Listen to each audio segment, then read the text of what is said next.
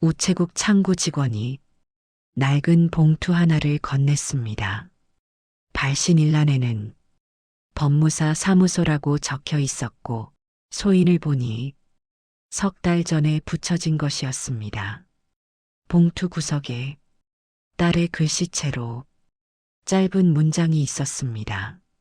아버지, 이걸 읽으시고 나면 저를 조금은 이해하실 수 있을 겁니다. 손이 떨렸습니다. 딸은 이미 20년 전에 집을 나갔습니다. 그 뒤로 단 한 번도 연락이 없었습니다. 저는 딸이 저를 미워해서 떠났다고 믿고 살았습니다.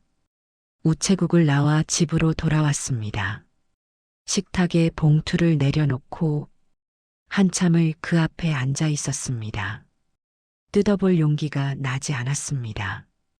20년 전 저는 중견 전자회사의 영업부장이었습니다. 회사가 부도 위기에 몰렸습니다. 그날 회의실에 임원들이 모였습니다.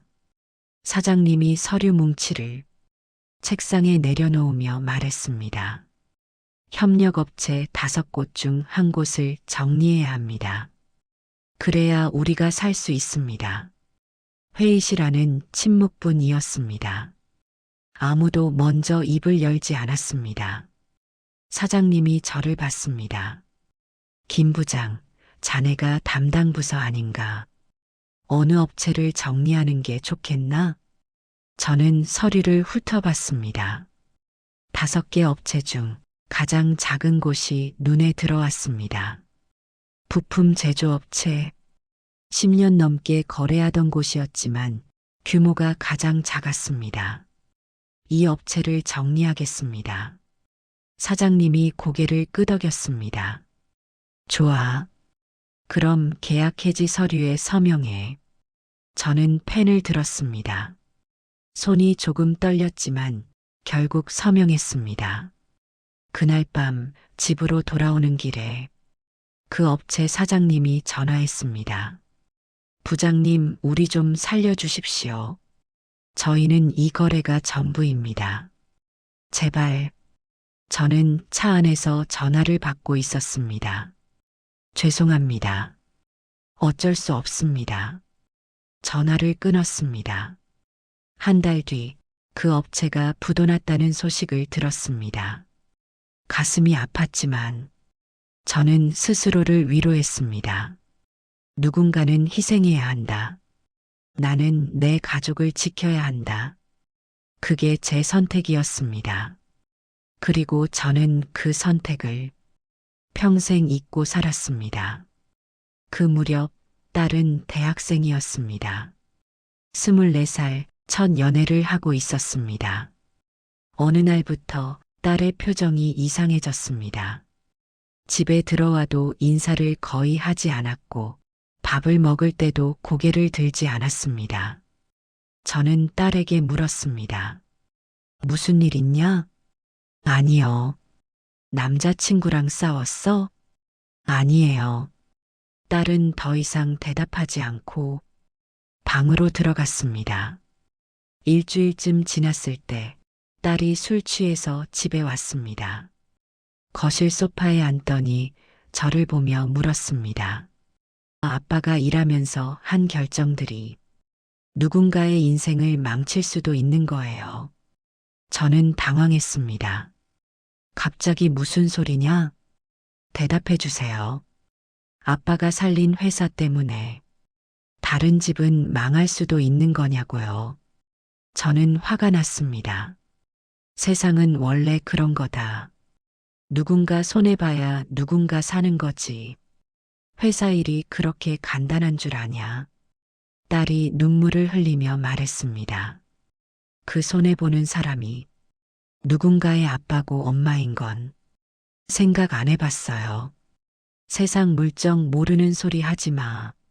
내가 얼마나 힘들었는지 알지도 못하면서 딸은 더 이상 말하지 않고 방으로 들어갔습니다. 저는 그날 밤 딸이 왜 그런 말을 했는지 전혀 알지 못했습니다. 2주 뒤 딸이 짐을 쌌습니다. 어디 가는 거냐? 독립할게요. 독립? 갑자기 아르바이트 하면서 혼자 살게요. 저는 화가 났습니다. 남자 때문이지. 그 남자 때문에 집 나가는 거지. 딸은 고개를 저었습니다. 아니에요. 그럼 왜? 제 삶을 살고 싶어서요. 저는 소리를 높였습니다. 가지 마라. 딸이 눈물을 흘리며 말했습니다. 죄송해요, 아빠. 뭐가 미안해? 내가 뭘 잘못했는데? 아빠는 아무 잘못 없어요. 제가 문제예요. 딸은 그날 가방 하나를 들고 집을 나갔습니다. 작은 편지 한 장만 남기고 저도 제 삶을 살아야 할 것 같아요. 너무 미워하지는 말아주세요. 저는 딸이 남자를 따라 나갔다고 생각했습니다. 자존심이 상했습니다. 먼저 연락하면 그때 생각해보자. 그렇게 1년이 지났습니다. 딸이 떠나고 5년이 지났습니다. 그 사이 저는 정년퇴직했습니다. 아내는 딸이 떠난 뒤 거의 말이 없어졌습니다.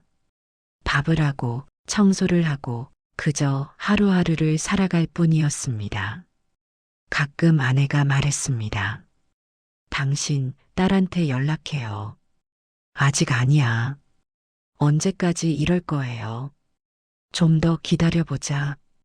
하지만 그 좀 더는 영원히 오지 않았습니다. 딸이 떠나고 7년째 되던 해, 아내가 쓰러졌습니다. 뇌출혈이었습니다. 병원 중환자실에서 아내는 제 손을 잡았습니다. 당신 민정이한테 연락해요. 지금은 당신이 중요해. 괜찮아질 거야. 아니에요. 제발 민정이 보고 싶어요. 아내는 그로부터 사흘 뒤 세상을 떠났습니다. 마지막 말도 딸 얘기였습니다. 민정아, 엄마가 미안해. 장례식장에 딸은 오지 않았습니다. 연락처를 몰랐으니까요. 아니, 정확히는 제가 연락하지 않았으니까요. 빈소에 혼자 앉아 있으면서 저는 처음으로 생각했습니다. 내가 뭘 잘못한 걸까? 그로부터 13년이 더 흘렀습니다. 저는 혼자 살았습니다. 텅 빈 집에서 TV만 보며 지냈습니다. 밤마다 딸 방 앞에 섰습니다. 문손잡이를 잡았다가 놓기를 반복했습니다. 하지만 끝내 문을 열지는 못했습니다. 가끔 딸 생각이 났습니다. 지금쯤 어디서 뭘 하고 있을까? 결혼은 했을까? 나를 아직도 미워할까? 하지만 그 생각은 늘 그 자리에서 끝났습니다. 전화를 거는 손가락은 한 번도 실제로 움직이지 않았습니다. 20년이 그렇게 흘렀습니다. 다시 식탁 앞으로 돌아왔습니다. 저는 떨리는 손으로 봉투를 뜯었습니다. 안에는 편지 2통이 들어 있었습니다. 그 중 하나의 편지를 펼쳤습니다. 아버지, 이 편지를 읽고 계시다면 저는 이미 세상에 없을 것입니다. 병원에서 시한부 선고를 받았을 때 저는 처음으로 아버지께 모든 걸 말씀드려야겠다고 생각했습니다. 20년 전 저는 준호라는 남자를 사랑했습니다. 그와는 2년을 사귀었고 결혼을 약속했습니다. 어느 날 그의 집에 처음 갔었습니다. 거실에서 그의 가족들과 저녁을 먹고 있었는데 TV에서 뉴스가 나왔습니다. 미래전자 협력업체 일방적 계약 해지로 중소기업 연쇄 부도. 그 순간 준호 씨 아버지가 술잔을 던지며 소리를 질렀습니다. 저 못된 놈들 우리 집을 망친 게 저 회사야. 저는 가만히 앉아 그 말을 들었습니다. 준호 씨 아버지는 계속 말했습니다. 저기 저 회사 김 부장이라는 놈이 우리 계약을 잘랐어. 10년이 넘게 거래하던 회사를 서류 하나로 잘라버리더라고. 그 뒤로 우리 집이 완전히 망했지. 그놈 덕분에 우리 가족이 이 꼴인 거야. 아버지 그 순간 저는 숨이 멈추는 것 같았습니다. 그 회사 김 부장. 그 사람은 아버지였습니다. 준호 씨가 황급히 저를 밖으로 데리고 나왔지만 이미 모든 게 끝나버린 기분이었습니다. 집으로 돌아와 밤새 울었습니다. 아버지를 미워해야 할지, 준호 씨를 포기해야 할지 아무 결정도 내릴 수 없었습니다. 며칠 뒤 저는 아버지께 물었습니다.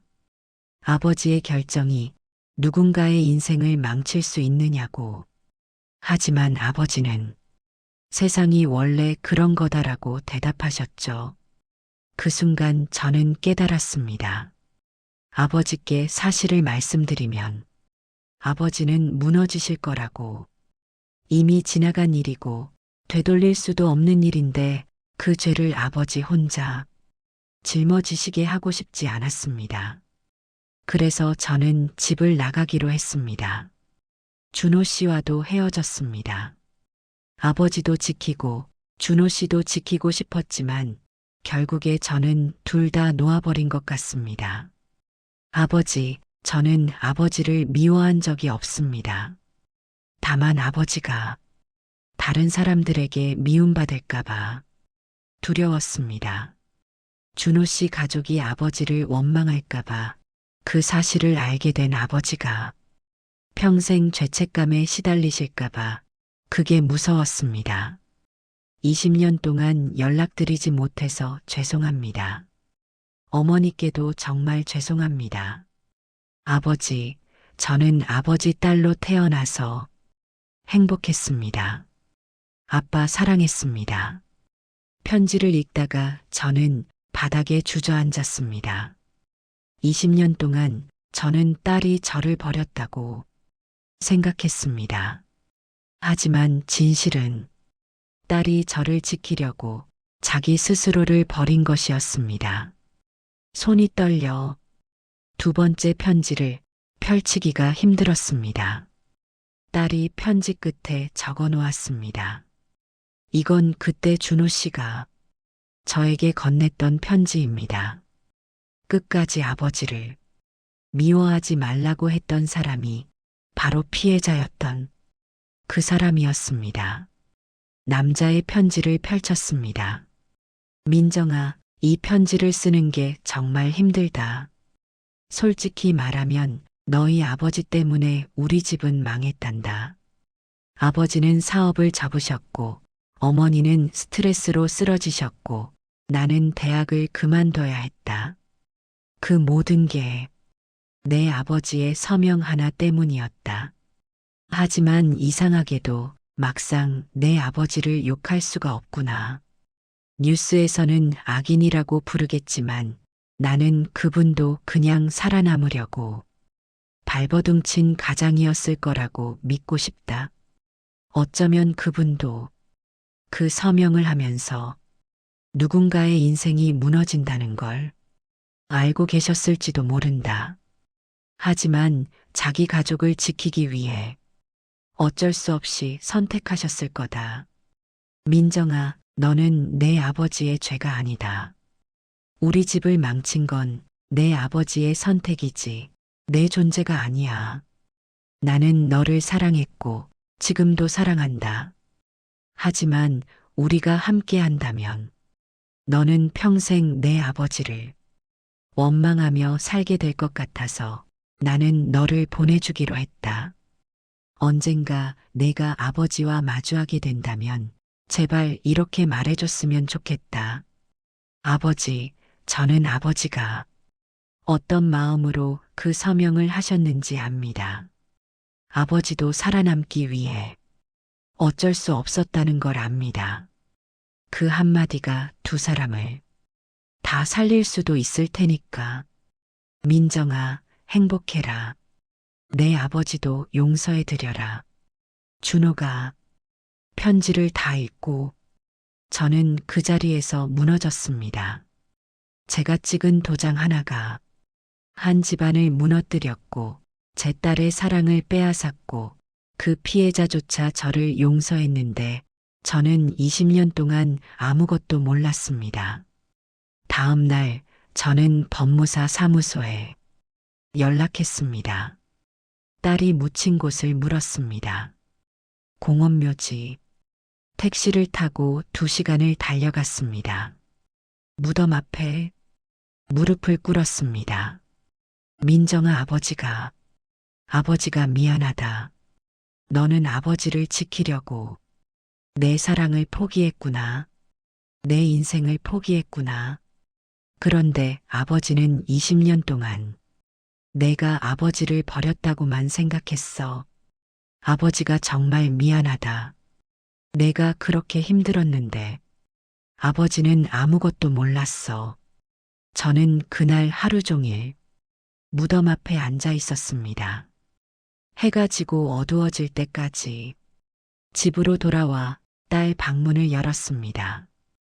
20년 동안 한 번도 들어가지 못했던 방이었습니다. 책상 위에 먼지가 쌓인 책들이 있었습니다.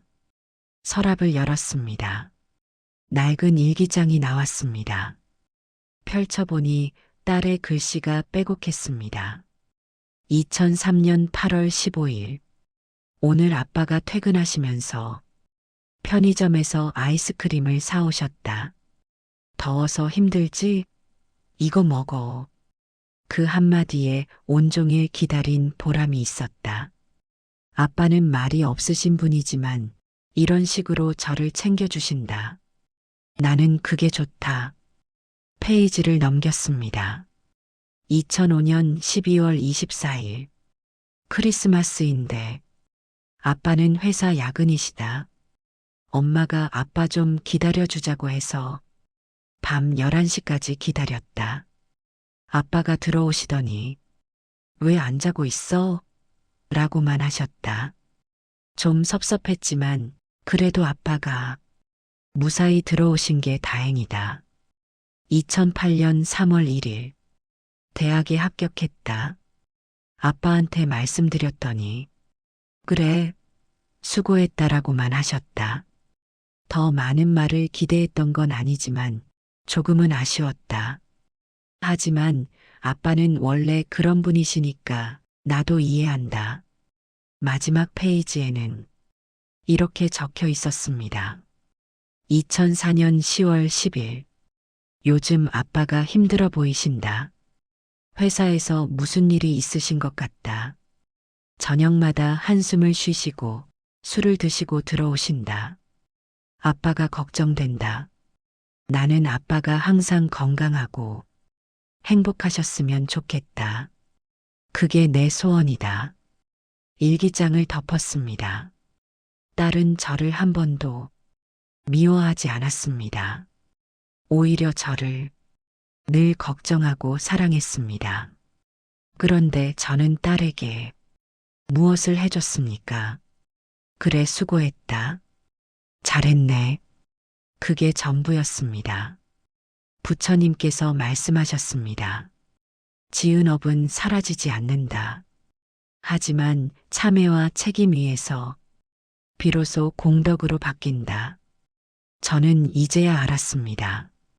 제가 젊은 날 찍은 도장 하나가 누군가의 집을 무너뜨렸고 제 딸의 인생을 흔들어 놓았고 한 청년의 미래를 빼앗았다는 것을.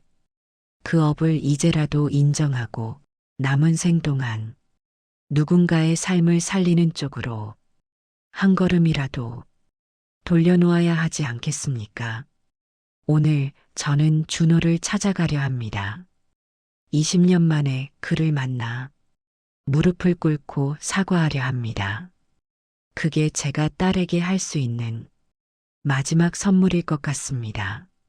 어르신들, 우리도 살다 보면 그때는 어쩔 수 없었다고 넘긴 일이 있지 않습니까?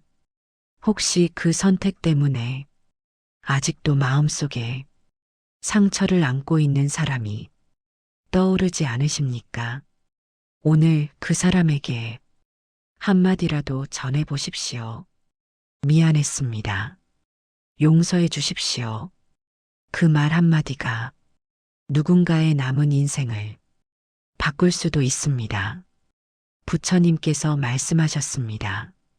한 번의 참회는 1000번의 후회보다 낫다. 저는 이제 참회하려 합니다. 늦었지만 이제라도 시작하려 합니다. 어르신들도 늦었다고 포기하지 마십시오. 오늘이 가장 빠른 날입니다. 마음 선방은 그런 상처를 혼자 끌어안고 계신 어르신들과 함께 부처님 말씀을 빌려 조금이라도 그 짐을 나누어 들고자 합니다.